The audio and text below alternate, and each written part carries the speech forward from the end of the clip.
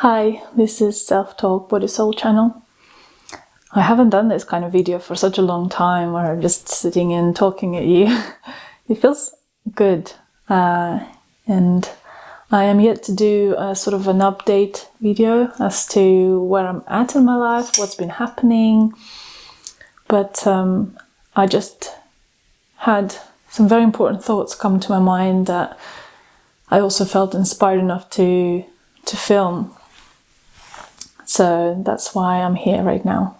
As some of you might know, I am studying right now in some somatic therapy, and it's been great.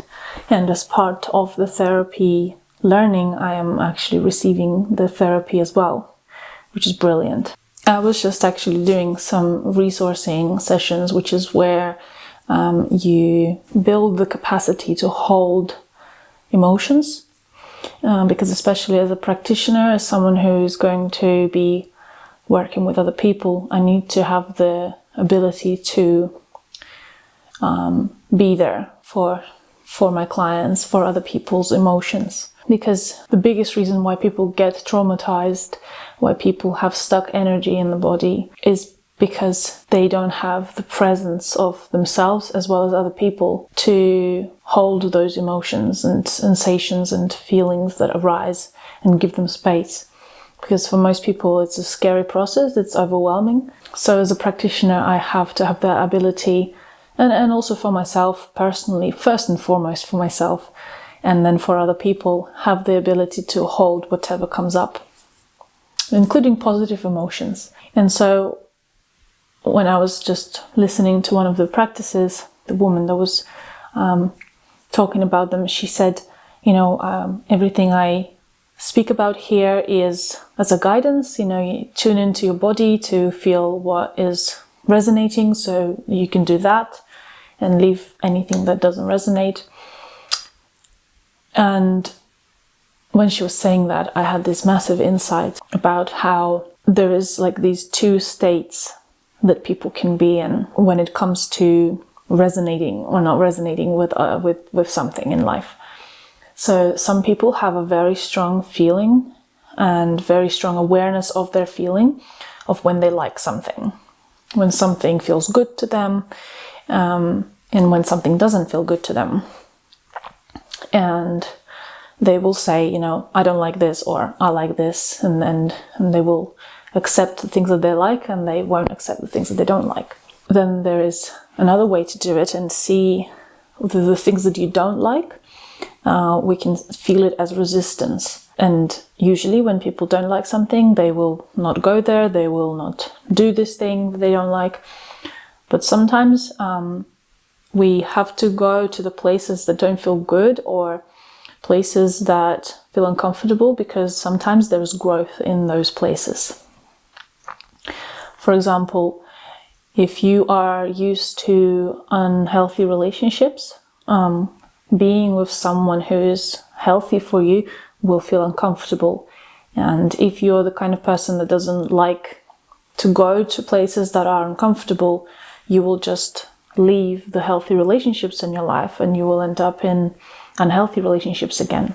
Whereas if you go into those uncomfortable places, if you feel the uncomfortable sensations that come up as you are with that person who is actually good for you, you will feel progress in your life, and you will grow, and you will actually be with someone who is good for you. And what I realized is that in my life, I actually have a very good sensation of what I like and what I don't like.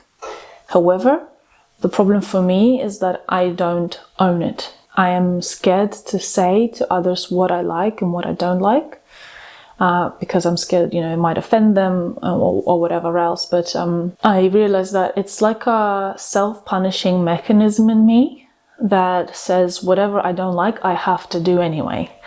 And I think when I turned to spirituality and sort of mindset growth and all that, it was actually reinforced in me to keep doing what I don't like, because it means growth.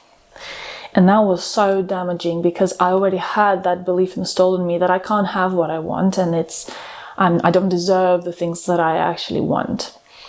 And so for spiritual teachers to tell me that it's a good thing to do everything that you don't actually like, it was quite damaging and re-traumatizing. And so I'm now learning that, contrary to common belief within the growth mindset world, you have to tune in to what feels good a lot more than to those things that don't feel good. You need to have that safe space within and safe space in your life to feel comfortable, to feel relaxed and stable.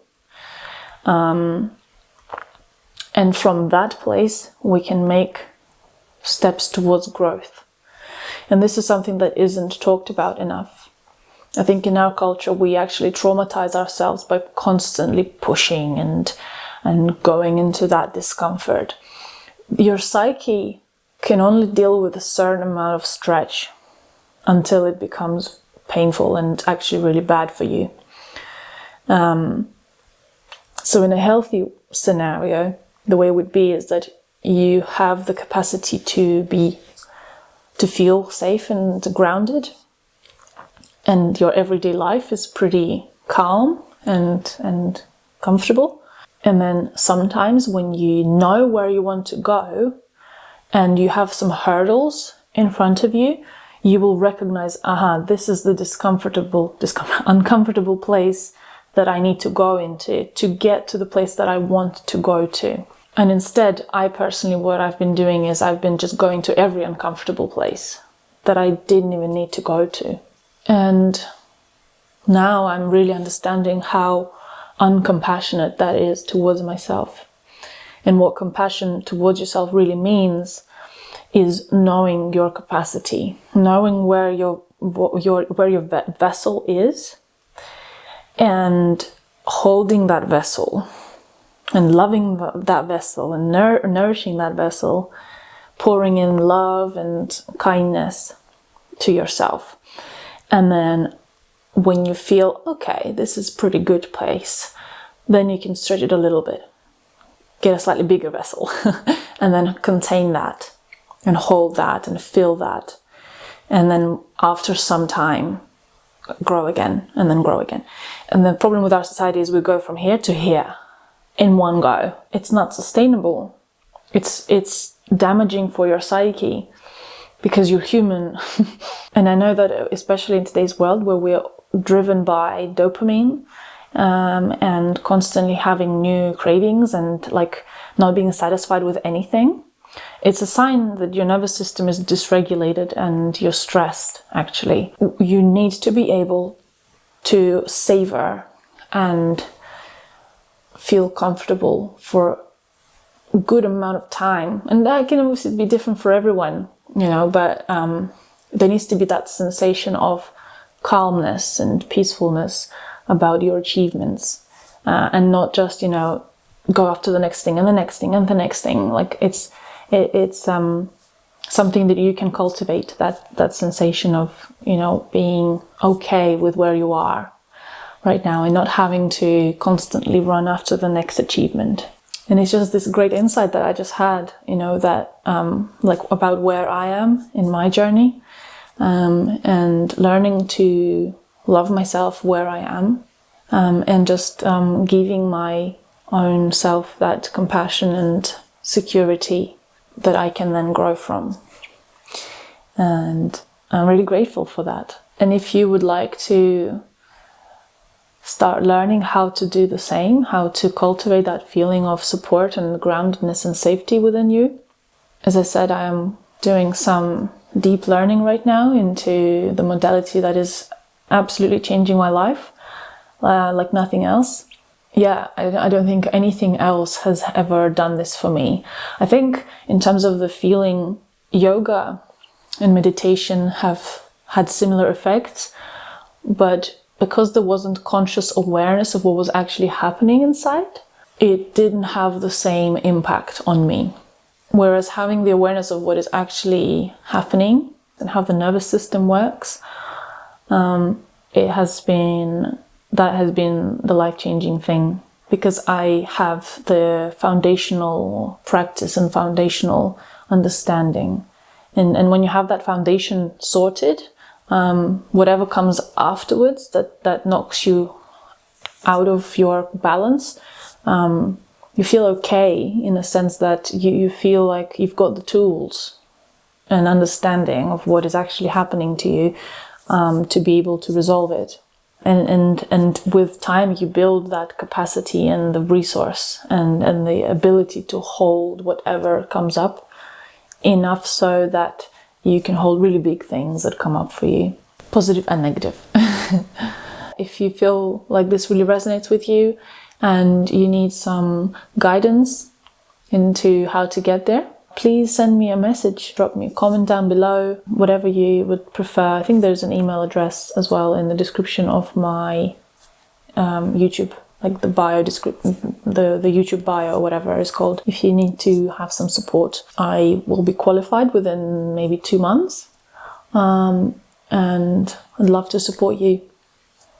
As I said, this has been really life-changing for me. Thank you so much for watching. I appreciate you being here. I love it so much when people message me and say, hey, I watched your video, it was so amazing. I love how the way you share your thoughts and the way you share the information. It means the world to me that someone takes the time out of the day to watch this stuff. It's brilliant. Not that I think that it's not worth being watched. It's just like, it's amazing, to have people appreciate what you do.